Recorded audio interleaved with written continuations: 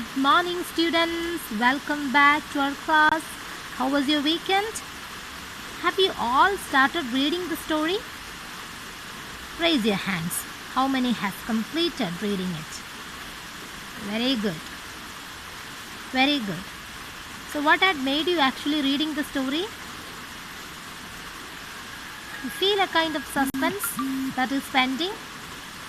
Of course. ഒരു suspense ഈ story കണ്ടത് മനസ്സിലായി അല്ലേ? അതാണ് ആ റൈറ്ററിൻ്റെ success. Okay, so let's come back to the story. We have learned that this boy Oppu, he was very poor and he has an ambition to fly, and that also he got what he has got. He has received it from one of his father's books, the secret formula for flying. He believes it and he starts collecting vulture's eggs, but in vain. He has not get so far and he wants to ask to someone. So before that he was asking his sister, Didi, do you know where vultures build their nest? ചേച്ചിക്ക് അറിയാമോ എവിടെയാണ് vultures അവരുടെ nest ഉണ്ടാക്കുന്നതെന്ന്? She did not know. One of boys in the village said they build at the top of big trees in the open country. അപ്പം അവനോട് അവക്കറിയില്ല, പക്ഷെങ്കിൽ അവനോട് അവിടെ വില്ലേജിലുള്ള ഒരു ബോയ് പറഞ്ഞു, എന്താ വൾച്ചേഴ്സ് കൂടുണ്ടാക്കുന്നത് തുറസായ സ്ഥലത്ത്, കൺട്രിയിലെ വളരെ ഓപ്പൺ ആയിട്ടുള്ളൊരു സ്പേസിൽ വളരെ ഉയർന്ന ട്രീസിന്, ടോൾ ട്രീസിൽ, വളരെ വലിയ ട്രീസിൻ്റെ മുകളിലാണ് എന്ത് ചെയ്യുന്നത്, വൾച്ചേഴ്സ് അവരുടെ നെസ്റ്റ് ഉണ്ടാക്കുന്നത്.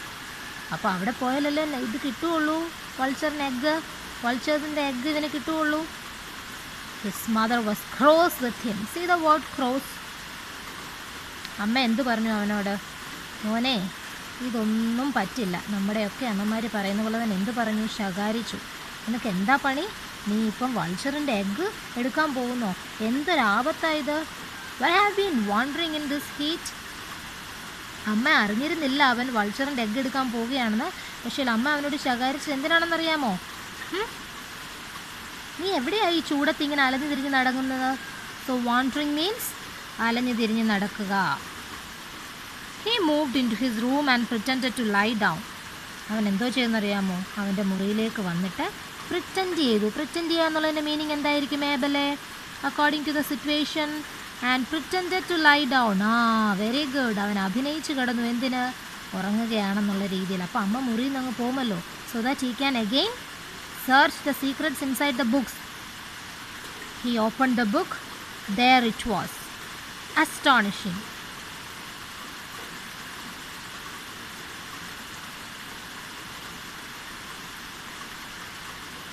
It was so easy to fly and yet nobody knew about it.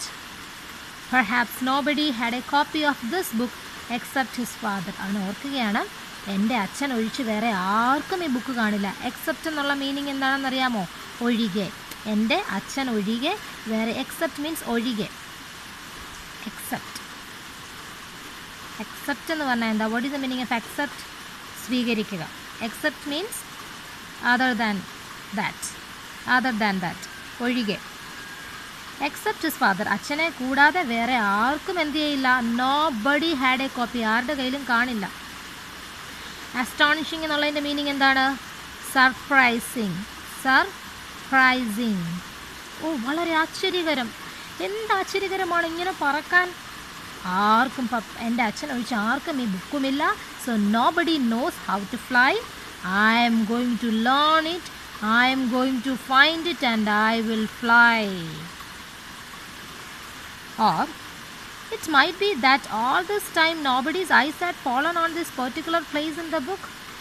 അതോ ആരുടെ കയ്യിലും ആരുടെ കണ്ണുകളും ഈ ബുക്കിൽ പതിഞ്ഞിട്ടുണ്ടാവില്ലല്ലോ ഇത്രയും നാളും. ആര് ശ്രദ്ധിക്കാനായി ബുക്ക് എവിടെയായിരുന്നു എന്നല്ലേ? അല്ലെങ്കിൽ തന്നെ ഈ ബുക്ക് കണ്ടാൽ തന്നെ ഈ ഒരു ലൈൻ ആരും വായിച്ചിരിക്കാനൊന്നും ഇടയില്ല. അവൻ തന്നെ അങ്ങ് ആശ്വസിക്കുക. He thrust his nose into the book again and smelt it. പിന്നെയും അവൻ അവൻ്റെ മുഖം ബുക്കിലേക്ക് ത്രസ്റ്റ് ചെയ്ത് പൂഴ്ത്തി വെച്ചിട്ട് എന്ത് ചെയ്തു? സ്മെല്ല് ചെയ്തു. Smelt is the past tense of the word smell. Very good. Please write down all these things in your textbook. This will help you. Smelt is the past tense. Smell is the present tense. The same old smell. പണ്ടത്തെ ആ ഒരു smell. It never occurred to him to question the truth of what was written in such a book. ആ സ്മെല്ലൂടെ ചെയ്ത് കഴിഞ്ഞപ്പോൾ അവനറിയാം ഇതെന്ത് പഴയ ബുക്കാണ്, ഇനി ഞാൻ ഒരിക്കലും ഈ ബുക്കിനെയോ ഈ ബുക്കിൽ എഴുതിയ കാര്യങ്ങളോ ചോദ്യം ചെയ്യേണ്ട കാര്യമില്ല. അതായിരുന്നു അവൻ്റെ ഒരു thought. There was no problem about mercury. Mercury ഒപ്പിക്കാൻ അവന് വലിയ പാടില്ല, അതവനറിയാം. Mercury is a fast moving poisonous liquid metal. Liquid മെറ്റലാണ് മെർക്കുറി, പോയിസണസ് ആണ്. പണ്ട് കാലത്ത് ആൾക്കാർ എന്ത് വിചാരിച്ചിരുന്നറിയാമോ? It could be turned in to gold when it was combined with other metals. ബാക്കി മെറ്റൽസിൻ്റെ കൂടെ ഉപയോഗിക്കുമ്പോൾ അത് എന്തായി മാറും? ഗോൾഡായി മാറും മെർക്കുറി. സപ്പോസ് മെർക്കുറി ബ്ലഡൂടെ മിക്സ് ചെയ്താൽ അത് ഗോൾഡായി മാറുമെന്ന് ഒരു പഴയ വിശ്വാസം ഉണ്ടായിരുന്നു പണ്ട് കാലത്ത്. അപ്പം ഇവൻ ഈ സ്റ്റോറിയിൽ ഓർത്തു, എനിക്കല്പം മെർക്കുറി ഒപ്പിക്കുന്നതിന് ബുദ്ധിമുട്ടൊന്നുമില്ല. You know where he finds his mercury? Yes, he knew that mercury was used on the back of mirrors. അവൻ്റെ വീട്ടിലൊരു പൊട്ടിയ കണ്ണാടി ഉണ്ടായിരുന്നു. ആ കണ്ണാടിയുടെ പിറകിലായിരിക്കും ഈ മെർക്കുറി ഉണ്ടായിരിക്കുമല്ലോ. അതിൻ്റെ പുറകിലുള്ള ആ ഒരു പുറകിൽ നിന്ന് അവനിങ്ങനെ കണ്ണാടിയുടെ നിങ്ങളുടെ മിറേഴ്സിൻ്റെ ബാക്കിലുള്ള ഒരു എലമെൻ്റാണത്. അതിനിങ്ങനെ കൈ കൊണ്ടോ എന്തെങ്കിലും പൊട്ടിച്ചെടുക്കുകയോ ഒക്കെ ചെയ്തിട്ട് ആ മെർക്കുറി അവനിങ്ങനെ വകഞ്ഞ് മാറ്റി ചിരകി എടുത്തിട്ടുണ്ട്. There was a broken mirror in the house and he would be able to get some from there. കുറച്ച് അവിടെ നിന്ന് അവൻ ആ മെർക്കുറി സംഘടിപ്പിച്ചു. The problem was where to get vulture's egg from. അവൻ്റെ പ്രശ്നം എന്താണ്? ഞാൻ എവിടെ നിന്ന് വൾച്ചറിൻ്റെ എഗ്ഗ് കൊണ്ടുവരും? That is my problem. I just collected some mercury from the broken mirrors. Now I have a problem. Even I don't have money to buy it. What? The vulture's egg. He is very sad. What is his ambition, Akash? Yes, very good. Nora, Janet, tell me, did you understand the story?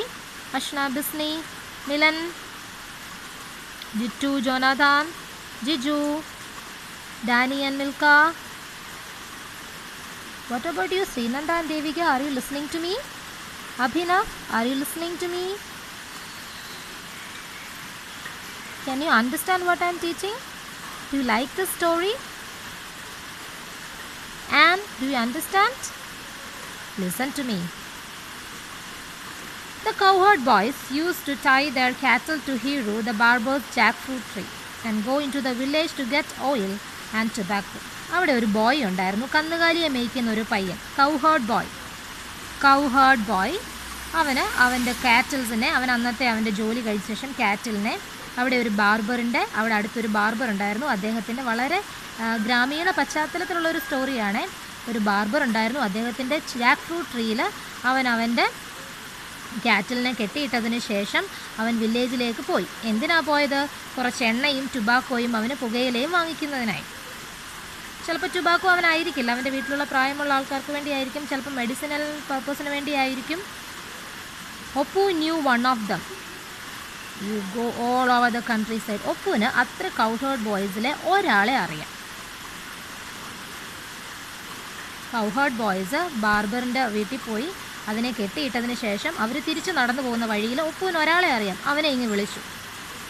U go all over the countryside. മോനെ, നീ എല്ലായിടത്തും കൺട്രിയിൽ, നമ്മുടെ എല്ലാ ദേശത്തും നീ സഞ്ചരിക്കുമല്ലോ.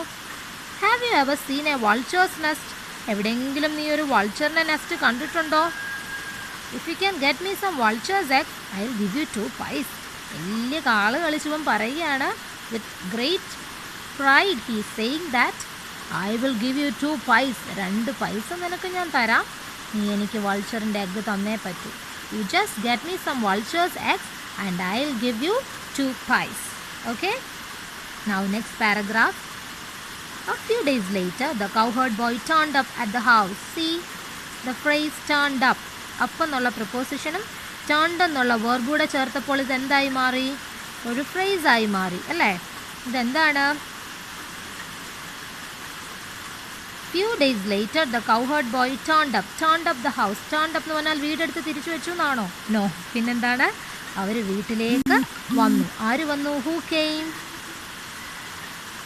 Yes, the cowherd boy came into the house of Oppu. So turned up is a phrasal verb. Phrasal verb എന്ന് പറഞ്ഞാൽ എന്താണ്? Combination of A preposition plus A verb. ഇതിൻ്റെ മീനിങ് എന്താണ്? came, വന്നു. He produced 2 small black eggs from a bag in his waistband. അവൻ്റെ കയ്യിലുള്ള waste ബാൻഡിൽ നിന്ന് അവൻ എടുത്ത് എന്ത് കൊടുത്തു? 2 ബ്ലാക്ക് കറുത്ത മുട്ടകളെടുത്ത് അവൻ്റെ കയ്യിലേക്ക് കൊടുത്തു. അവൻ്റെ കയ്യിലൊരു കെട്ടുണ്ട്, ആ കെട്ടിൽ നിന്ന് എടുത്ത് കൊടുത്തു. എന്നിട്ട് അവൻ എന്ത് പറഞ്ഞു? Look what I have brought for you, he said. നിനക്ക് ഞാൻ എന്താണ് വാങ്ങിച്ചതെന്നൊന്ന് നോക്കിക്കേ, നിനക്ക് എന്താണ് ഞാൻ കൊണ്ടുവന്നതെന്നൊന്ന് നോക്കിക്കേ, അവൻ പറഞ്ഞു. See the picture that he is giving 2 eggs to Oppu, and see the face of Oppu. He is very happy. So see the cowherd boy and Oppu. So we are closing today's class by reading the last line again. Look at what I have brought for you, sir. ഞാൻ എന്താണ് നിനക്ക് കൊണ്ടുവന്നതെന്നൊന്ന് നോക്കിക്കേ. So we are ending here. And എങ്ങനെ ഉണ്ടായിരുന്നു story? ഇത്രയും പഠിച്ചത് മനസ്സിലായോ? ഇഷ്ടപ്പെട്ടോ? സോ എനിക്കറിയാം നിങ്ങൾക്ക് സസ്പെൻസ് ഉണ്ട്, നിങ്ങൾക്ക് ബാക്കി അറിയാൻ ആഗ്രഹമുണ്ട്. So for that you read the story, try to understand the meaning of the rest. I will explain this in the next class. So meanwhile, I will send you a homework after this video in the class. Thank you. Take care. Study well. Read. Bye bye.